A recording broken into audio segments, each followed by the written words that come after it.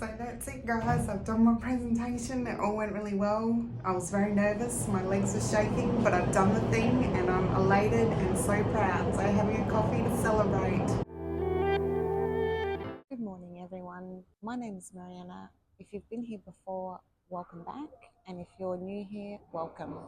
So that clip that you just saw was taken a few days ago after a presentation that I did for work. Now, I posted a video a few weeks ago about how YouTube is changing my life. It's called Courage Before Confidence, and I'll link it below so you can watch it. So I had done a small presentation for a group of 6 at work in a team meeting, and the manager that was there liked the video so much he suggested that I present it to a town hall, which was 50 to 100 people in the room, but it was also global for our whole finance division. So it was for different countries. So the video was presented on the big screens, which was playing behind me, and I spoke to the video that I'd put together. And initially when I was asked, I was like, no way, I need to try and get out of this. Statistically, 75% of people suffer from a fear of public speaking, and fear public speaking more than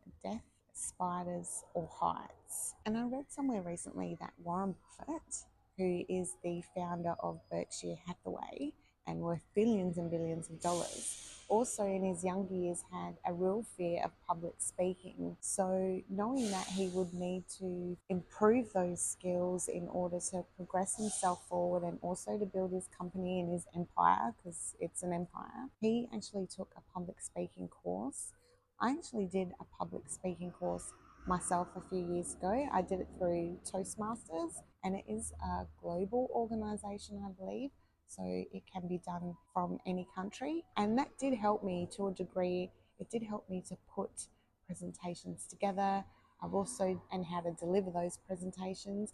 Also recently did a presenting with impact course through work. So it's always a good idea to have a look at what sort of training that your company can offer to assist you in improving those skills. And having the ability to present does give you an edge both professionally and personally.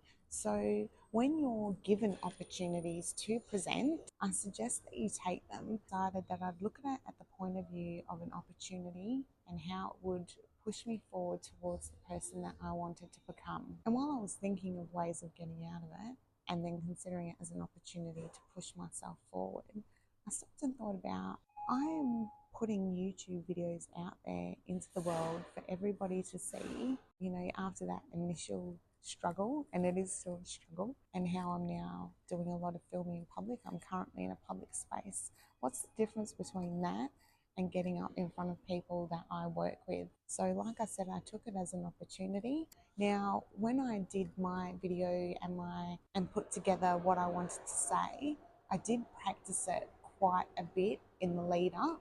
And I'm not talking about just reading it out. I'm talking about actually standing in front of a mirror, putting my camera on and constantly delivering it. And I did that so many times in the lead up to the presentation, just so I was more familiar and more comfortable with the content of what I was presenting. I only had 4 minutes to present, so I redid my video to fit into that 4 minutes and then timed it. I couldn't actually film while we're in the room because of the corporate branding that was everywhere, so I can't actually put that video up on here, even though I believe there was one taken. And before I got up there, instead of listening to the self-doubt in my head and the negative self-talk, I just kept envisioning that the presentation would go well and that it would be well received.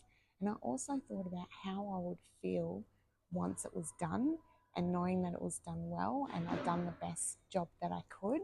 I ignored the voice of doubt that told me that I would make an absolute fool of myself, that I wouldn't present well, that people wouldn't like my presentation, that I would screw up, that no one would gain any benefit from my presentation. I ignored all of that. Instead, I just envisioned how it would go really, really well, that it would have a positive impact on people, that it would be well received, that everybody would enjoy it. And I just kept like tapping into that feeling of how it would feel, how I would feel having delivered a really good quality presentation. Look, it wasn't perfect, and I picked up a few things that I will improve on next time, but it's all about growth. And in actual fact, once it was done, I received, and I'm still receiving days later, I'm receiving a lot of positive feedback, people approaching me that have never spoken to me before, sending me emails,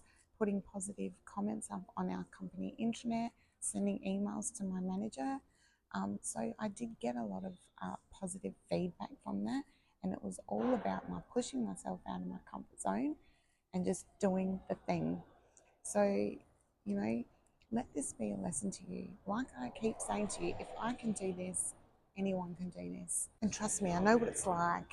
As somebody that is extremely introverted and does have a massive fear of public speaking, I really do understand. And I know how stressful it can be. I quite often will have to take off my Apple Watch before doing any sort of presentation because it will keep beeping at me saying that my heart rate is elevated. So to avoid that distraction, I just remove my watch.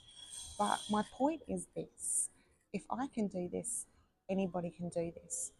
And the thing is, if you're wanting to grow in any area of your life, you have to continuously push yourself out of your comfort zone. You can't just think about these things and expect that they're just going to happen. They're not going to happen. They take work, they take dedication, and they take discipline. But it can be done. It can be done.